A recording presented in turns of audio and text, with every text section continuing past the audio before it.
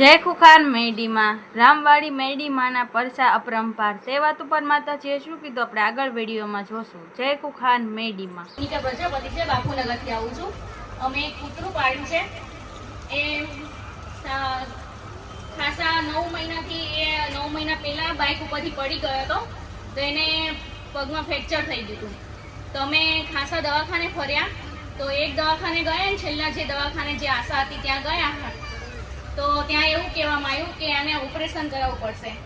તો મેં મારાને અરજી કરી કે જો એ કૂતરાને ઓપરેશન ના કરાવવું પડે અને પગ એમનામ સાજો થઈ જાય ને 4 પગે ચાલતો થઈ જાય તો હું શ્રીફળ ચુંદડી અને અગરબત્તી અને પેંડા કરીશ અને માડી તમારા દર્શને લાવીશ એને. તો આજે હું કૂતરાને દર્શને બી લઈને આવી છું. અને એ જ માનતા મારા પપ્પાને બી હતી. એ જણાએ માનતા રાખી કે ને 4 પગે ચાલતો બી થઈ ગયો. ઓપરેશન મારી દોડતો બી અને ઓપરેશન કેન્સલ થયું.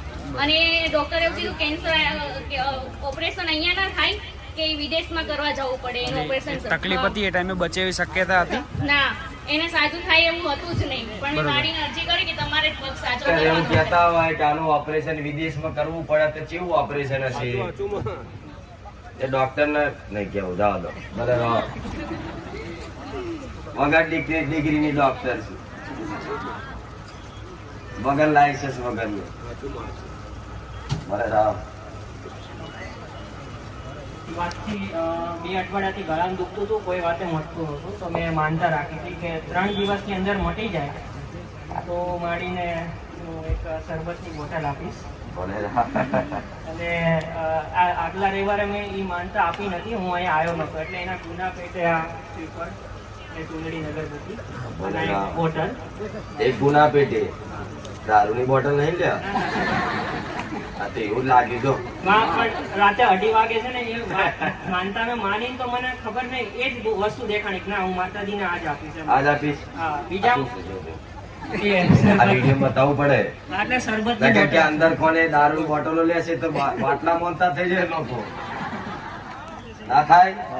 આ તો મારે રોજ કેવું પડે કે ભાઈ હું માતા દારૂ નહીં પીતી, મારા સાનિધ્ય બકરા નહીં ચડતા. નકર તો લાઈન લાગે. હું રાજી છું. શરબતની બોટલ છે ને? હા તો ભલે એવું ને. હા તો મારી મોનતા કરી પણ રોમાપીર ની મોનતા ભૂલતા નહીં, યાદ કરી લેજો. હો ખ્યાલ છે ને રામાપીર ની માનતાનો? નહીં ખબર હોય મમ્મીએ રાખી હોય તો ખબર નહીં. હા તો પૂછી લેજો. રોમાપીર ને બાકી ના રાખતા, નકર ભાઈ મારા કોમમાં આડા થશે ભગવાન રોમાપીર કે તું બધી કોમ મોનતાઓ કર કરી તા મારું તારે કરાવીશ. રોમાપીર બોલે કેજો મારું કરે. શરીર ના ડાઘા બાઘાની મોનતા રાખી હોય તો પૂછી લેજો શાંતિથી. હો ભલે રામ. હજી એક માનતા હતી આ સોમવારે છે ને મારે એક કોલેજમાંથી પ્રોફેસરની ઓફર આવી હતી. તો મેં માનતા રાખી હતી કે 3 દિવસની અંદર જો ફેસલો આવી જાય ને તો આ રવિવારે હું માનતા પૂરી કરી દઈશ. તો એવું માનીને હું ઘરેથી એવું કહીને ગયો તો માડી તમે 5 ડગલા આગળ રહેજો, પણ 5 નહીં 4 ડગલા માડી આગળ હતા. હજી મારું ઇન્ટરવ્યુ નહોતું થયું ને એ પહેલા ડિસાઈડ થઈ ગયું હતું કે આ માણસ મીન્સ કે રાખવાનો છે આપણે પ્રોફેસર માટે. તો મારું પ્રોફેસરની જોબ થઈ ગઈ પાકી. કઈ જગ્યાએ? ગાંધીનગર. પ્રોફેસર એટલે સાહેબ કેવાય કોલેજના એટલે સ્કૂલના નેહાના સાહેબ હોય, કોલેજના સાહેબ. તો વિચાર તો કર તું. 5 ડગલા આગળ કીધી તાર જતા પહેલા ઇન્ટરવ્યુ લેતા પહેલા કહી દીધું કે આ ભાઈ ફાઇનલ મારી હાઈસ્કૂલ જેટલી છે. પણ હતું કીધું ધીરે ધીરે બધું કરી આલીશ. તમારી માતાઓ રાજી થઈ છે. હો બોલો માતાજી. તમે ગંગા નામ શોધવાનું કીધું હતું, એ ગંગા નામ મળી ગયું. મારા બીજા દાદી છે ને એનું નામ ગંગા હતું.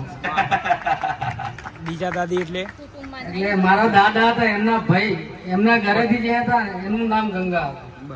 જેટલો શેડો લાગે છે તો ખરા લોહી લાગતું જ હતું. લોહી લાગતું હતું. એક ભાઈએ ગુનો કર્યો હોય ને બધા ભાઈઓ ભોગવવા પડે. ચામ એ ગુનાનો વિરોધ ના કર્યો એટલે. હવે આનું રહસ્ય શાંતિથી કહીશ. જો મોનતામાં ના મજા શાંતિથી આવજે. એટલે દેવ ચમ આવ્યું છે શું છે બરોબર એ બધું કહી દઈશ. જે થતો વ્યવહાર એનો માફી માંગવા માફી માંગી લેવા, વ્યવહાર કરવા વ્યવહાર કરી દેવાનો. એટલે તમે ગુનામથી મુક્ત. જેમ કે દાદા નો ગુનો આપણને લાગે, દાદા ના ભાઈ નો ગુનો લાગે. ચમ ભેગા હોય ને ભલે રામ. અને મારું એક્સિડન્ટ થયું. અમે 3 જણ હતા. આ બાજુ બ્લેક એક્ટિવા વાળો દારૂ લઈને જતો હતો અને પાછળ વ્હાઇટ એક્ટિવામાં પોલીસ વાળા હતા અને એ ભટકાયો અમારી સાથે. હોર્ન કન્ટિન્યુઅસલી મારી નીકળ્યો પણ માતાએ અમને પડવા બી નથી દીધા. સ્લાઇડ ખાલી વાગ્યું છે પણ ના પડ્યા ના કશું થયું. થોડાક આગળ ગયા ને તો પબ્લિક એને માર્યો એવું ખબર પડી અને પછી મારીએ સુખડીની સ્મેલ આપી. અને બીજા દિવસે ચામુંડમાના તરીકે તમે મારા સપનામાં આવ્યા અને મને ખાસો મોટો બંગલો, પૈસા, બહુ જ બધું બતાવ્યું. ભલે રામ ચામુંડા તારી આ રહસ્ય ખબર પડે આ ચોરનું પોલીસનું. ચોર દારૂ લઈને જતો હતો એટલે સમજી લો કે મેલડી આ બાજુ હતી, આ બાજુ પોલીસ વાળા હતા એટલે તમને બચાવવા વાળી એક બીજી મેલડી આ બાજુ હતી. તો એ બેની ટક્કરમાં તમે પડી ગયા અને મારા ભાવિક હતા એટલે મેં બચાવી લીધા. છેલ્લે મારું પ્રમાણ આપી દીધું જો ઉગતાની મેલડી આવી. અને માં ત્રીજા દિવસે 1 મહિનાથી મને પૈસા નતા આવતા, 400 રૂપિયા બાકી હતા. એ તમે ત્રીજા દિવસે 1 મહિનો પાછળ ભાઈની પડી હતી. એક્સિડન્ટના ત્રીજા દિવસે મને 400 રૂપિયા on the spot Google pay કરી દીધા. અને મારી પ્રિન્સને 1 વર્ષથી કાનમાં છે ને ફરું નીકળે. તમારું સિલ્વર ચુંટી અગરબત્તી માનવાથી એને મટી ગયું. ભલે રામ. તમારી માટે લાવી માં તમારા ખૂબ ખૂબ આશીર્વાદ આપો. જસોદા રહી છે. હું નડિયાદથી આવું છું. મારે 40 વર્ષથી મારો છોકરો દારૂ છોડતો નતો.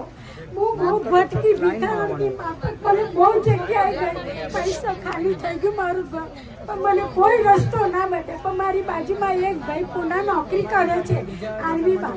એ ભાઈને દયા આવી, માસી તમે ચિંતા ના કરો, હું આ જગ્યાએ ગઈ છું, મામી તમને એડ્રેસ આપું છું, તમે લઈને તમે જાઓ. એ ભાઈએ મને એડ્રેસ આપી. મારી બેબી નડિયાદમાં રહે છે. મારી બેબીનો સહારો, મારે પિયરમાં કોઈ નથી, સાસરીમાં કોઈ નથી. હું એકલી છું, માણસ નથી. એક દીકરો ગયો, એક જ દીકરા પર હું રહી છું અત્યારે.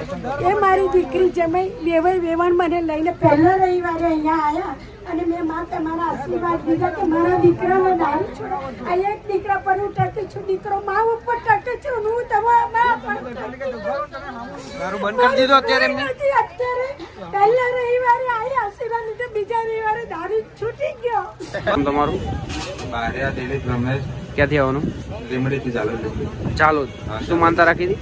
માથામાં રગોળી હતી તો મેં માનતા રાખી હતું બારે જવાળી પુકારમાં મેલડી માનતા લઈ લું એટલે સારું થઈ જાય. એટલે શું થાય માથામાં? રગોળી એટલે પણ ગાંઠ જેવું હતું માથામાં. એ કેટલા ટાઈમથી હતું? તો એ 5 વર્ષથી હતું તો મેં માનતા રાખી તો સારું થઈ ગયું. 5 વર્ષથી હતું 5 વર્ષ ગાંઠ માથામાં. અને માતાજીની માનતા રાખી એ પછી કેટલા ટાઈમમાં સારું થઈ ગયું? 2 મહિનાથી સારું થઈ ગયું. 2 જ મહિનામાં સારું થઈ ગયું. કોની માનતા રાખી હતી? પુકારમાં મેલડીને બારે જાય. શું નામ તમારું? મારું નામ રમેશભાઈ છે, ક્યાંથી આવવાનું? વટવાડી સંપુર. શું માનતા રાખી હતી?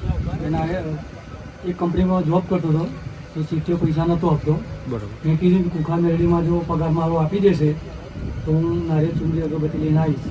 એને પૈસા આપી દીધા. બરોબર. એટલે કેટલા ટાઈમથી એ પગાર નતા આપતા? લગભગ વરસ થઈ ગયું અને માનતા રાખ્યા પછી એને 2-3 મહિનામાં આપી દીધા.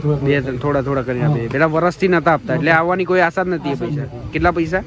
10,000. 10,000. ને તમે માનતા રાખી પછી 2-3 મહિનામાં ટુકડે ભાઈ આપી દીધા પૈસા. પેલા તો એવું કહેતો કે મારી જોડે સહજ નહીં પૈસા. બરોબર. થોડા કરીને આપી દીધા. બરોબર. કોની માનતા રાખી હતી તમે? કોની માનતા રાખી હતી? કુખાર મેરડી માની માનતા રાખી.